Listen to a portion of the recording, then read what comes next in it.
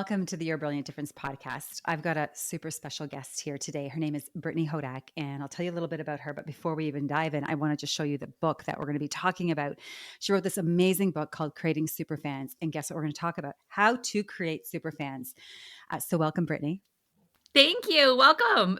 So let me give everyone a little bit of a backdrop and background on you, and then we'll dive right in and have a great conversation around how to create super fandom in your business. So Brittany Hodak is a award-winning entrepreneur, author, and customer experience speaker who has delivered keynotes across the globe to organizations including American Express and the United Nations. She's worked with some of the biggest brands and entertainers, including Walmart, Disney, Katy Perry, and Dolly Parton.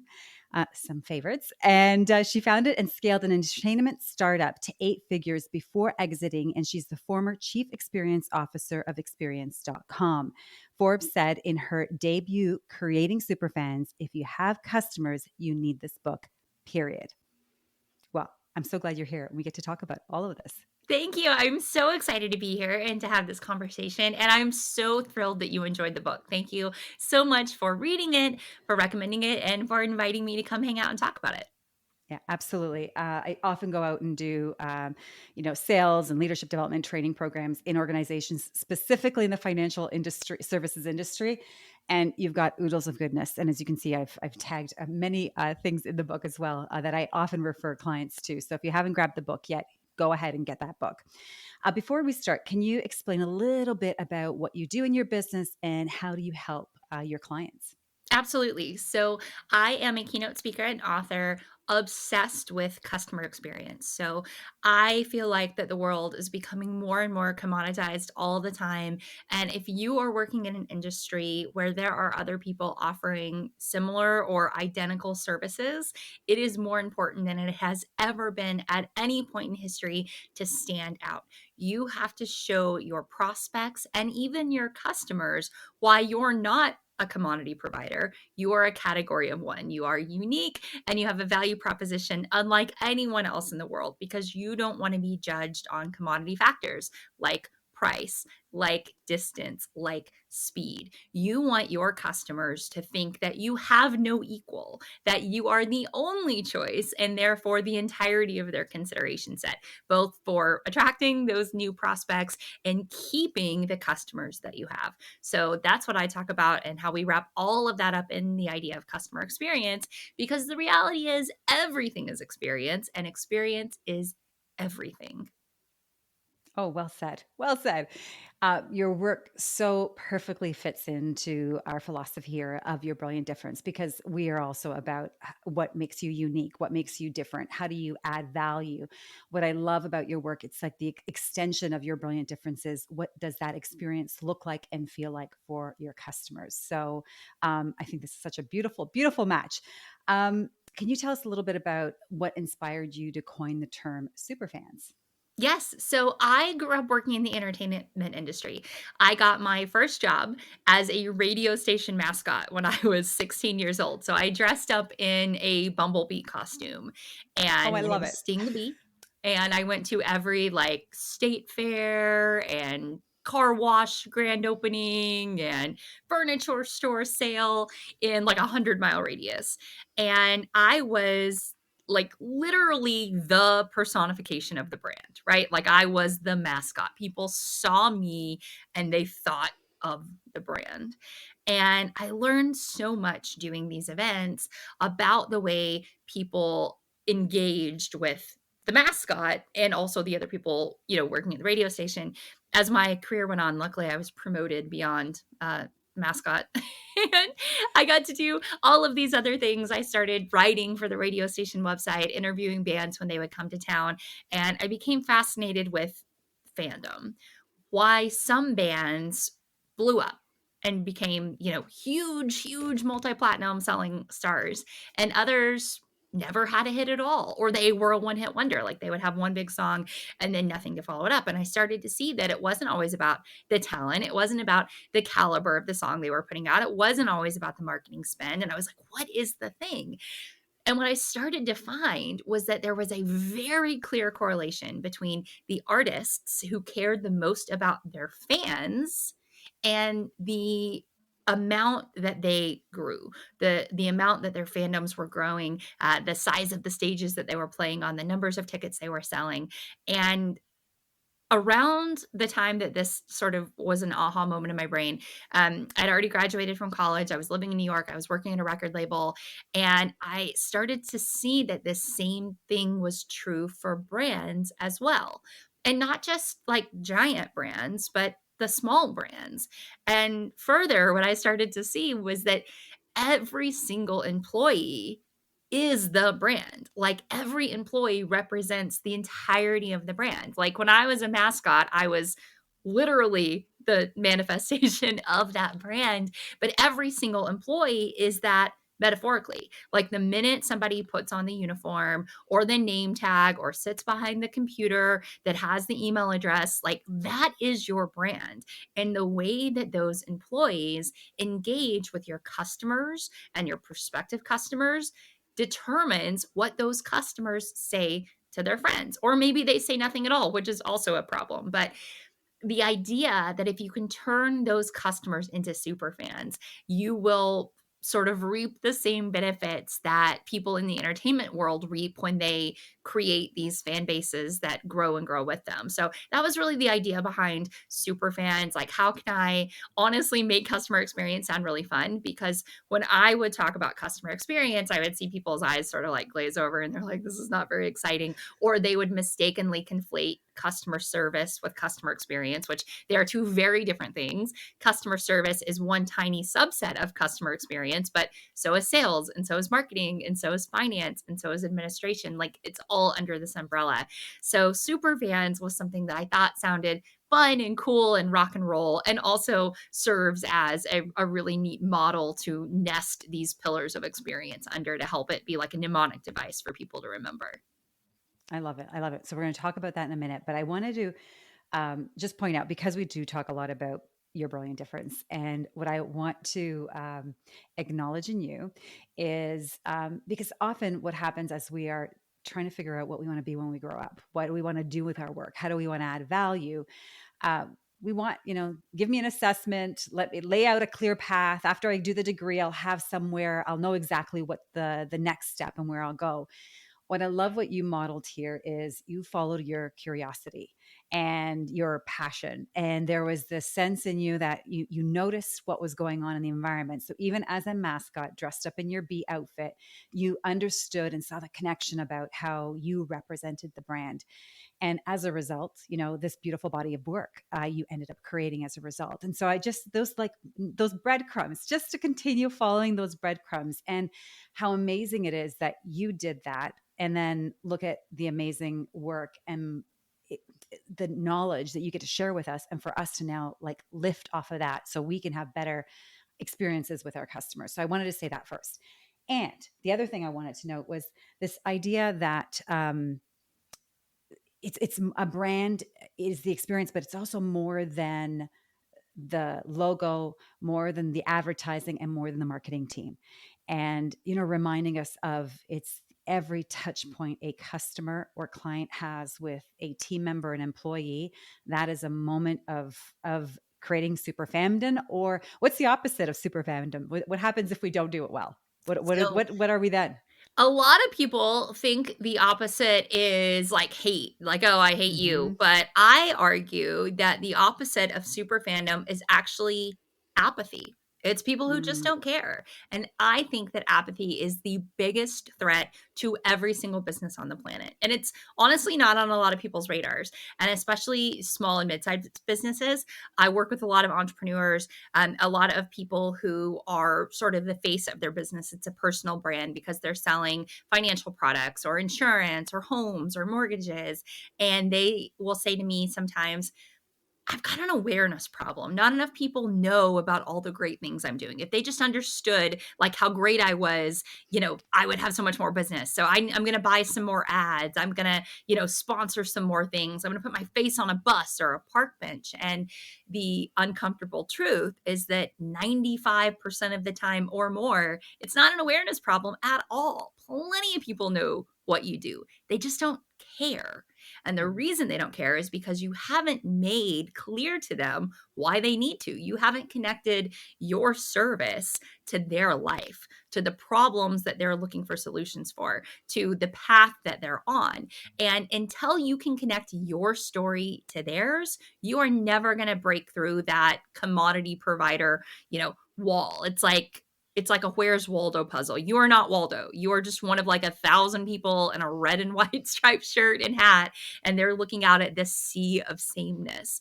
Until you have that brilliant uniqueness, until you have that brilliant difference, you are quite literally just another striped character on that very large piece of paper. So without your difference, without your story, you have like no chance of ever becoming Waldo. And no amount of money that you're going to spend on advertising is going to move the needle all that much because you are still quite literally a commodity provider.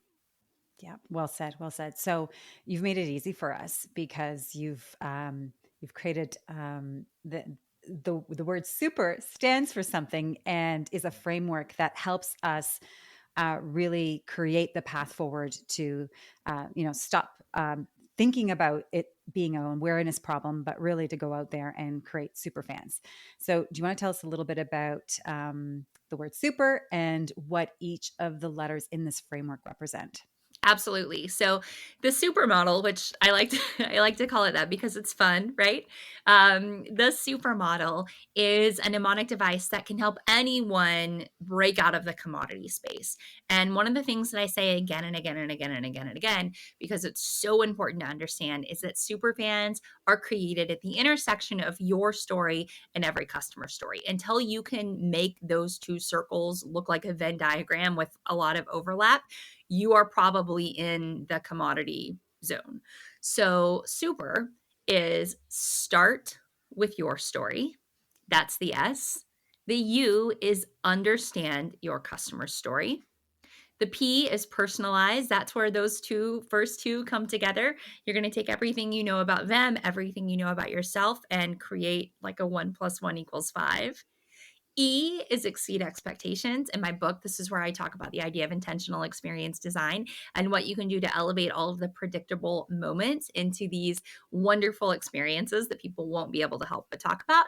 And then finally, R stands for repeat. It's a nod to the fact that customer experience is never finished. You have to continue to do these things over and over and over again, but also it speaks to the need to create the systems and the processes so that the super way becomes as simple and as automatic as the fallback way, like the default way that you were doing things before. How do we make it simple for us to do the things that are really going to move the needle?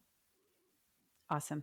Now, I'm going to ask you a question that, if you have kids and you say, which is your favorite child, it's probably the most difficult question to answer. And you can't probably say one, but if you were to say out of all of the five in super, which is the one that we have the biggest opportunity to be focusing in on or the biggest gap? I'll phrase it that way for Well, us I to have be two focusing children, on. and Hmm. much like the way I would answer that question would depend on the certain day, like which kid was driving me I more love it. I crazy love at it. that Love moment.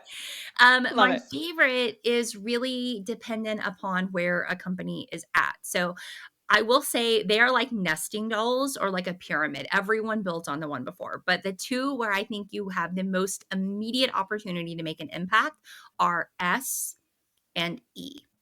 So the reason E is really great is because it is very much like, what are we doing now? What could we be doing better? Like I have assessments where people can look and say like, okay, in these 20 places, am I creating a negative, neutral, or positive experience? And the overwhelming majority of experiences people have are neutral. So elevating those from neutral to positive can make a huge impact. But the one that is most important because it is at the core of all of the others is S. Start with your story. Because the reality is, if you haven't done the work to figure out why you deserve super fans, you are not going to be able to sustain having them. If you aren't clear on your brilliant difference, then no one else is ever going to be. So, figuring out what you're committed to being the best in the world at, to outdoing every competitor, the existing ones and the future ones, like that is the thing you have to be able to do first. What is the thing that you're so passionate about that you wake up every day ready to attack to make your customers' lives better? So, Probably S is the one that for most people is the most transformational if they haven't done the work to think about this one yet. Because a lot of times people are like, well, what does my story have to do with the experience my customers have? But like literally everything. Like that story is your North Star that defines how and why you do everything that you do.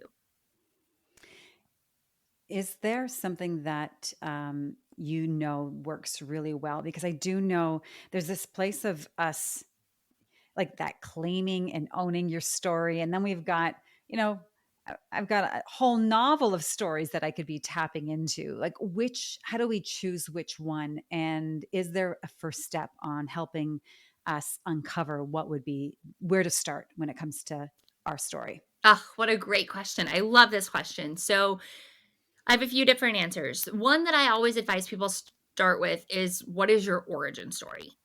Which is basically how do you tell the story of how you got to where you're at now and why that's relevant to your customers. So, origin stories can look different depending on what your position is. If you started your company, your origin story is likely going to talk about why you started the company, how you got there. I was doing a workshop a couple of weeks ago and uncovered the origin story of a financial advisor who told just a brilliant, beautiful story of how he had helped his grandmother manage her business selling sandwiches that she started when he was 11 years old and his grandfather passed away unexpectedly. And grandma like had to make money. And so she started the sandwich business. He was helping her count the money because she had a third grade education. She couldn't count the money. They were keeping it in coffee cans until the coffee cans became too heavy. And he was like, Grandma, we got to go to a bank. Like, I'm going to go with you to the bank. And it was the first time anybody in the family had ever had a bank account. And so he just told this beautiful story. And within that, all of the layers of, everybody being able to relate to having your grandparent be your hero and wanting a better life for the people that you love and feeling that sense of protection. And, he said when he met that banker, that was the first time he had ever seen someone wear a tie for their job and thought, I want a job like that one day. I want to be important enough to wear a tie. And so just this like beautiful origin story. But your origin story doesn't have to be that dramatic, especially if you aren't like the leader of your company. So a few weeks ago, I was in an airport and I ran into the bookstore, and I always like to like go see if I can find copies of my books when I'm in airports and like sign them. In this particular bookstore, did not have my book, but I was like picking out gifts for my kids. And as I paid for them, the woman working at the counter complimented like the books that I was purchasing. And she was like, I love books so much. I cannot believe that I get a job where I get to read books on my break. Like I am paid to do a job I would do for free. I just love it so much here. And in that like 15 seconds, what she is sharing makes me think, what?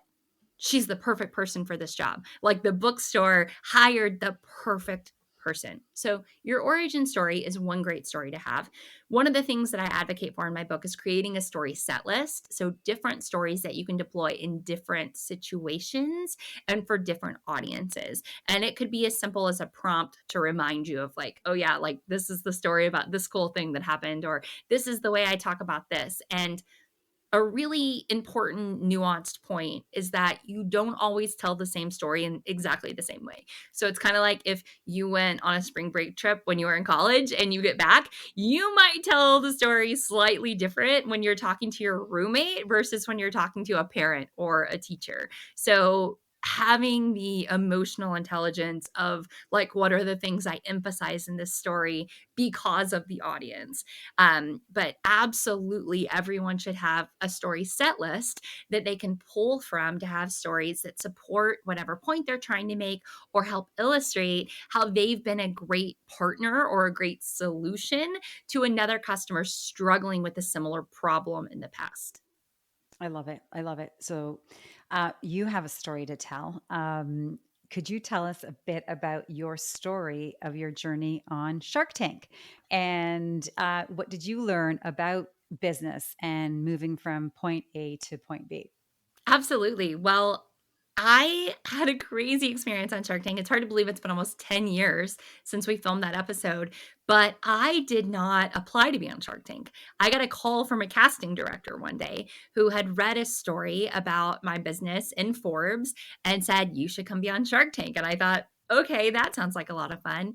And so we needed like a storyline of why we would be on the show. So the one that I had come up with, because at the time my business was already very successful, we were doing millions and millions of dollars of revenue every single year, working with some of the biggest superstars on the planet, mostly in the music space.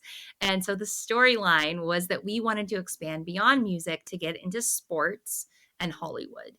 And we knew that would likely resonate. And we also knew that to have, the stage of Shark Tank was a really great way to like make that pitch. And literally overnight, like Friday night through the weekend, we started getting calls and emails from owners of sports teams who were like, "Can I fly you down on our jet to like meet with me in the suite for this game?" Heads of Hollywood studios, heads of video game companies who, because of the way we told the story, were like, yeah, like you're right. If this is working for Taylor Swift and Katy Perry, we absolutely need to be doing this for our season ticket holders, or we need to be doing this for, our studio partners. So that was a really, really fun experience. On the show, I was offered deals from 4 of the 5 sharks. And at the time, it was the highest ever valuation for a female founded company. I ended up not taking the money in real life. Like once we got into the due diligence stage, it becomes very expensive capital if you don't like really, really need the money, like to give away the equity and all that comes with it in terms of control and future payouts and things like that. It just was clear that it wasn't quite as great a marriage as it seemed like on the first date when we were filming the show. But what was really cool about it is, so that show aired 9 years ago. It still airs almost every week across the world. And I can always see the uptick on my website because, I have all the SEO and everything redirects. And honestly, I probably would not have been on this path to be a keynote speaker and author if it were not for the show, because that's when I started getting lots of requests to do events and to write for different publications after that Shark Tank appearance. But it's really cool to see every few weeks, like thousands of people land on my website from the United States because they saw a repeat on, CNBC or Hulu or whatever.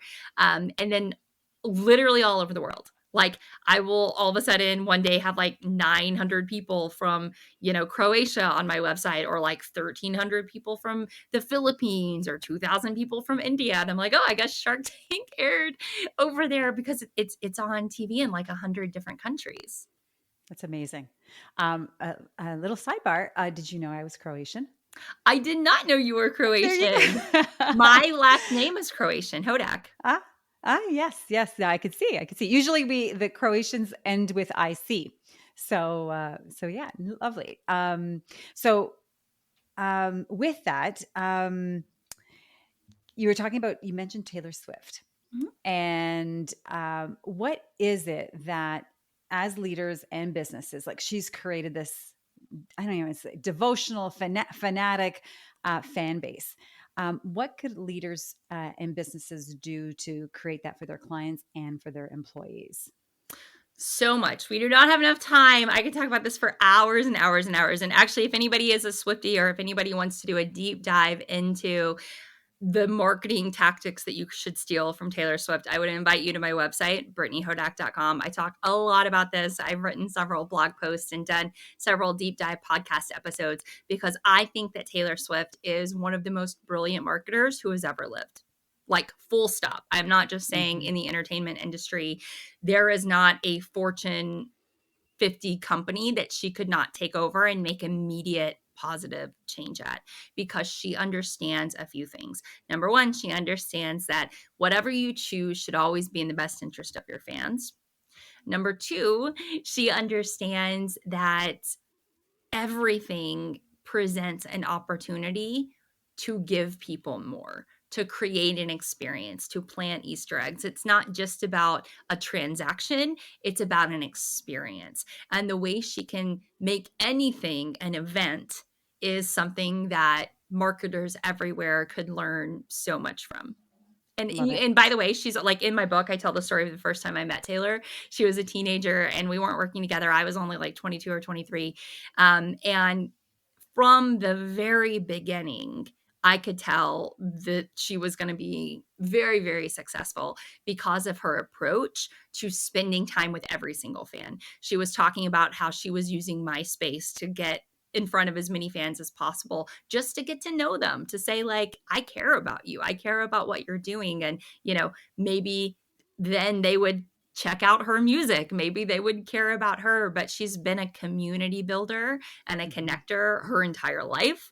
And I think that authenticity that she has in her story and that true desire to connect with fans is something that a lot of businesses could really, use a little bit more of. Yeah, yeah, she does a great, like, even your first on Start With Story, everything she does is about her story experiences, and, that is what helps us connect and resonate and create that emotional connection with her. Yes, and Um, there's I so I'm in Nashville, Tennessee, and one of the things that we're known for is our songwriting, and one of the really great paradoxes of really all songwriting, but especially country music songwriting, is the more specific a lyric, the more universal its appeal. And a lot of times people come to town and they try to write, like, broad songs thinking that more people will relate, but in reality, because our brains think in pictures and because we're hardwired to react to stories, the more details, the more specificity, the more adjectives, the more likely we are to connect to that. Because when somebody sings about their hometown, what do we think of? Our hometown. When they sing about their pet, what are we thinking of? Our pet. And Taylor knows that. And she does it brilliantly. Like, the way she tells her story is so brilliant and so universal. And there was a line in the Time Person of the Year story where a young fan that had been interviewed for part of this, like, Time Person of the Year feature said, when I hear Taylor's songs, I don't think about what happened to her. I think about what's happened to me, because I see and hear myself in the words that she is singing, even though they're about her experiences. And that encapsulates what connecting your story to your customer story is all about. When you can write copy, when you can create experiences that make a customer say, I see myself in this, then all of your competitors disappear. You are that category of one. And that is why storytelling is so very important. Yeah, and it just drives a point, the story. So even if we start with your story, whether it's your origin story or your why story, all those different stories, they're not about you. They're not Right. there. You're going to tell them from your point of view, but it's the way others get to see themselves in that story and what those details or those adjectives prompt in them thinking or experiencing. And so you're telling your story, but it is dropping seeds of them tapping into their story, their experiences to create that connection. So love that. Now, your brilliant difference. So, one of the other ones I noticed as we've been having our conversation, and I look at your cover because it's so fun. How many times you've said fun, and I believe that that's probably an element of what's important to you. It might be one of your values too. But I'd love for you to tell us a little bit about, because it's not always easy to live in alignment to who we are, who we want to become, and kind of to stand up in our story, to articulate it, to be visible in that. And that we do face challenges of kind of pulling back, withdrawing, and not being, I don't know if it's that too muchness or just not totally standing in our leadership and our impact. Have you ever been challenged in showing up in that way? And how did you overcome it when you think back in your career? Yeah, well, it's a beautiful question. Thank you for asking. I have felt shades of this at various times throughout my career, and I think writing the book was really one of them. And thank you for pointing out that, it's pretty, it's a pretty book, it's a beautiful book, it's a fun book, because this was something that I spent honestly years on. Like, spent years writing this book because I wanted to prove that it could feel different, that you could write a business book that felt like you were having a conversation with a friend. So that even though you were learning about really important psychological principles, really important sales and marketing lessons, it could be packaged in a really fun way. So some of the intentional decisions I made were, the hardcover is printed in color. Like, it's a color business book. You don't see a lot of those because it is very expensive. But for me, it was worth it to make less money for people to have a better experience, because a lot of books books are bought and never started. A lot of books are started and never finished. And I said, if I can make less money, but make a bigger impact because people actually want to finish my book, that is like the best use of money I could ever imagine, right? Another example throughout the book, every single chapter title and every single, they're called H1 headings, like the main headings throughout the book, every single one of them is a song title. There are about 120 of them in the book. And I wanted to do that, A, because it was fun, B, because it was a really great way to sort of connect my story to my readers' stories, but also because, again, it was a way to show that you can make the same point in a different way. And even though I'm talking about principles of customer experience, I'm doing it in a way that feels like very fun and rock and roll, with this idea that, like, whatever industry you're in, like, you can be a rock star in that industry if you follow these rules. So I think probably that is one of the most recent examples of me saying, I am going to ask a lot of people to trust me. Like, this was not a super popular decision when I told my publisher, we're printing the book in color. Everything is going to be a song title. It's going to be really, really fun. But saying, you have to trust me that this is my brilliant difference. And this is how I'm going to get people to be excited about something that has been important since the beginning of time and will continue to be important as long as we're humans. But this is my very unique take on it. Like, this is customer experience through the lens of who I am and what I think the world needs more of. I love it. I love it because, you know, anybody and everybody could talk about customer experience, but no one can talk about it and tap into unlocking those secrets of super fans or but you like your story, your experiences, the song titles for those headers, like all of that yeah, creates this beautiful body of work. I want to just also, it's hard, like it's not always easy. It's not always easy, especially when you're going up to your publisher saying, no, we're going to do it this way and standing strong in that. And so I want to just acknowledge that. Like, it takes courage. It takes, I'm going to say you're probably very clear on your story and your origin story and your why story. That, again, those are the foundations we all need to help us have more confidence and conviction when we're making those kinds of decisions, but to also stay steadfast alongside them. So thank you for role modeling that for us. So Well, thank thank you. you. And thank you for saying that. And one thing that I hear a lot from people before they read the book or if they hear me speak, they're like, it feels so selfish to tell my story. Like, do I Mhm. really have to start with my story? And one thing that I want to make sure that everybody hears is telling your story is one of the most selfless things that you can do. Not only because, like you said before, your story is not just about you, it's about how other people see themselves in your story. But there are people out there who need exactly what you do, who need exactly who you are. And if you aren't sharing your story, what's going to happen? They're going to find their way to a competitor instead because that competitor was doing a better job talking about themselves. So now you have these people whose lives you could have changed forever that are going to be working with somebody who maybe cares less, is not going to do as good a job, is not as well qualified. And that is why sharing your story is absolutely an act of selflessness because there are people who will not find you, who need exactly who you are, exactly what you do. So even though it can feel a little bit uncomfortable, one of my friends, Rory Vaden, says, like, when you feel discomfort, it's because you're focused on you. Like, anytime you hear that voice that's like, this isn't quite right, that's because you're looking inward and not outward. And when you focus on the people who need you, you don't feel fear. You feel excitement. You feel empowered to go and, like, evangelize what it is that you care the most about, that only you can help them solve that problem in, whatever particular way that you use your brilliant difference to do so. Fantastic. Fantastic. So, I almost, you said so much there. Is there anything else that, as a final message, do you want to leave our listeners with as we conclude our conversation today? I think it's just to know that you deserve super fans.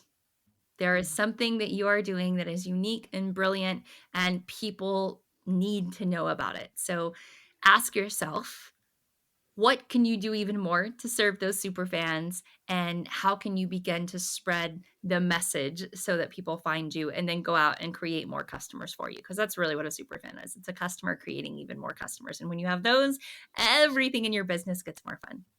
I love it. I love it. Where would you point people to learn more about you and your work? We'll definitely put those links to the resources for marketing 101, according to Taylor Swift, that you have pulled together. But where else can people learn more about your work and if they want to create super fans in their businesses and with their clients? You can find everything at brittanyhodak.com. That's my home on the internet. And the book is available everywhere books are sold, including in an Audible format that I narrate. Fantastic. And our listeners do love Audible. So thanks for that. So thank you again for tuning in on the Your Brilliant Difference podcast. Thank you, Brittany Hodak, for teaching us how we can create super fans in our businesses and with our teams.